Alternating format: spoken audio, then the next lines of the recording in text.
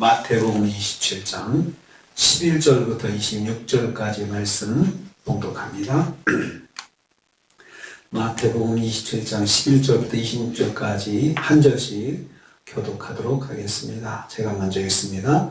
예수께서 총독 앞에 섰으매 총독이 물어 이르되 내가 유대인의 왕이냐?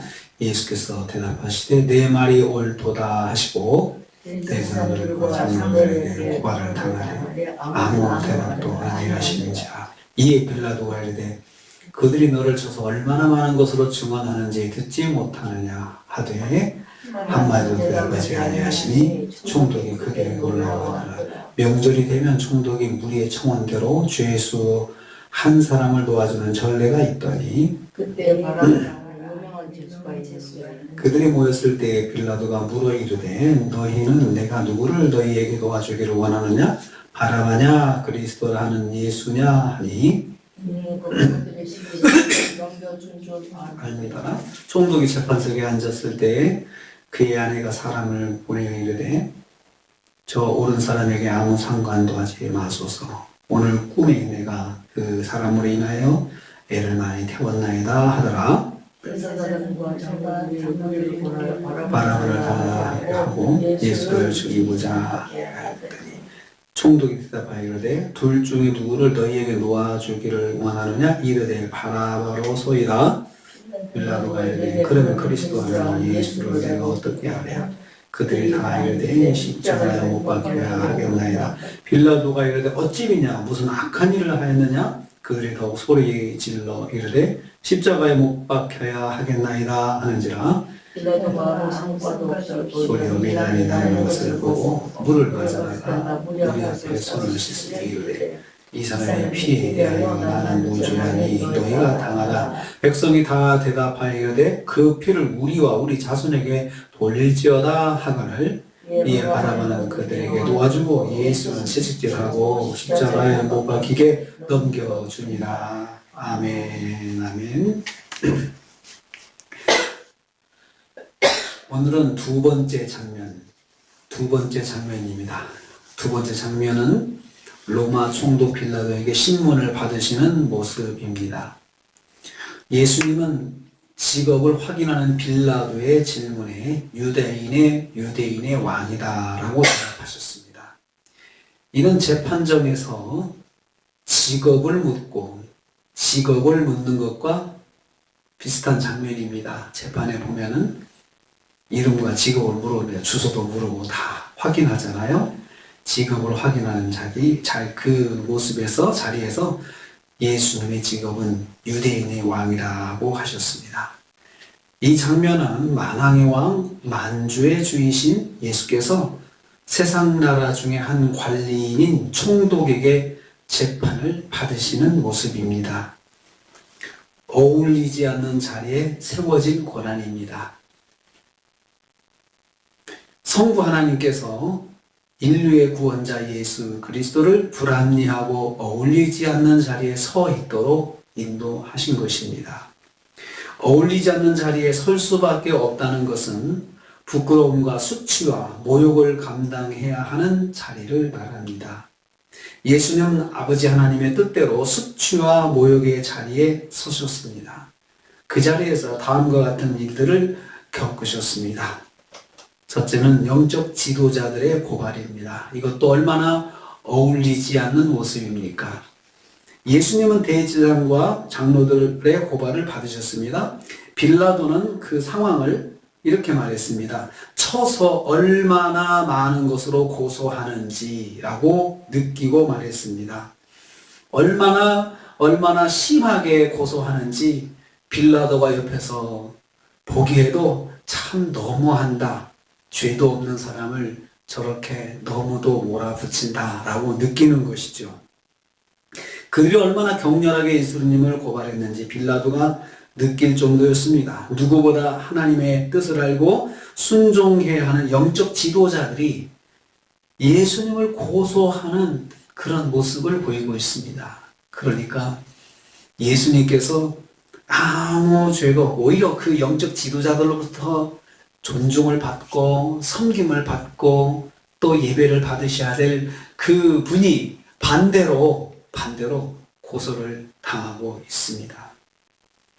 이런 상황에서 말씀하신 예수님은, 이 말씀이신 예수님은 얼마든지 말씀으로 자신을 변증할 수 있잖아요. 그런데 아무 변론을 하지 않으셨습니다. 성경에 보면 한마디도 대답하지 아니하셨다. 12절 말씀에 표현합니다. 한마디도 대답하지 않으셨다. 죄가 없으시지만 정죄 당하시는 자리에 서 있는 것은 아버지의 뜻이기 때문에 그냥 당하시는 것입니다. 하나님은 성도가 아무 이유 없이 고발당하는 자리, 어울리지 않는 자리에 서 있게 하실 때가 있습니다. 자신이 잘못이 없는데 계속해서 죄인으로 정죄되는 억울한 자리에 서게 하실 수 있습니다. 무죄를 입증한다고 끝나는 자리가 아닙니다. 하나님의 때가 되어야 끝나는 자리입니다. 하나님의 뜻이라면 받아야 하는 것입니다. 어울리지 않는 자리에 이렇게 세워져서 모욕을 당하고 수치를 당하고 하는 것은 하나님의 뜻이라면 그냥 받아야 하는 것입니다. 두 번째는 어울리지 않는 두 번째였습니다. 나와 비교조차 할 수 없는 사람보다 가치 없는 존재로 공개되는 것입니다. 바라바입니다. 사람들은 바라바를 석방하고 예수님을 십자가에 처형하라고 빌라도를 압박하였습니다. 그래서 사형수 빌라도를 석방하고 죄 없으신 예수님을 십자가형에 처하는 압박을 하였습니다. 예수님께서 백성들에게 사형수 바라바보다 악한 사람으로 공개되었습니다. 사형수는 무죄 석방되고 무죄하신 예수님은 흉악범이 되신 것입니다. 예수님을 바라바보다 못한 악인으로 만든 사람들은 예수님의 기적과 권능을 체험한 사람들이며 예수님을 잘 아는 사람들입니다.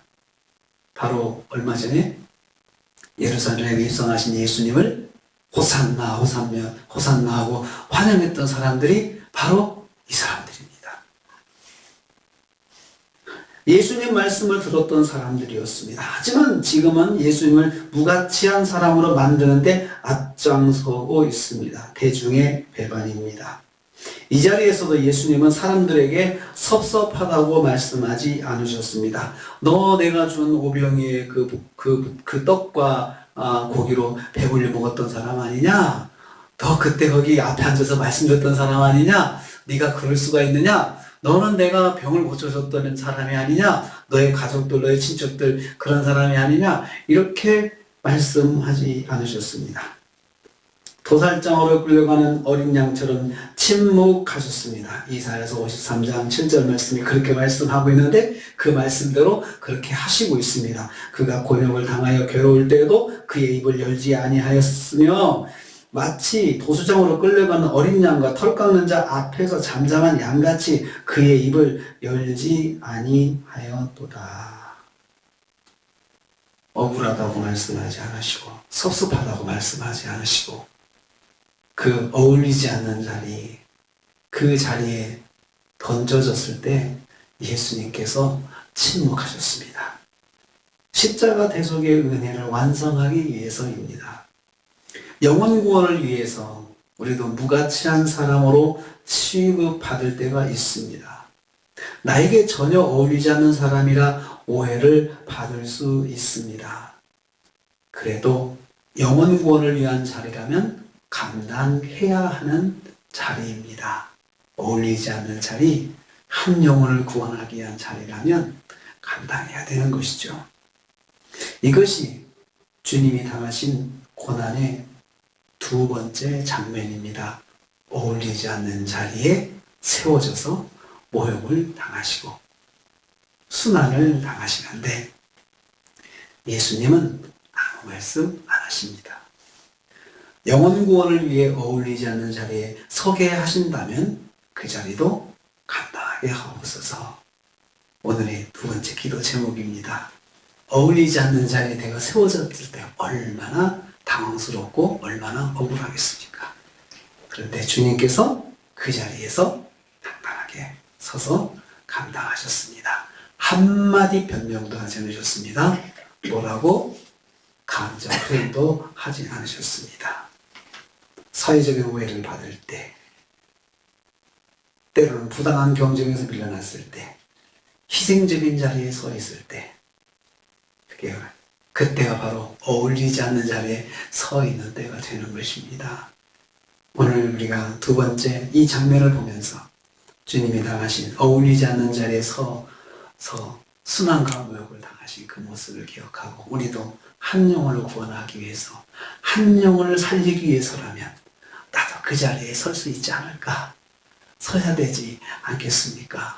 주님이 그렇게 인도하신다면 저 영혼을 구원하기 위해서 그렇다면 사랑하는 아들을 구원을 위해서 사랑하는 남편의 구원을 위해서 사랑하는 형제의 구원을 위해서 사랑하는 지체의 구원을 위해서 나도 어울리지 않는 자리에 세워질 수 있다면 감당해야겠다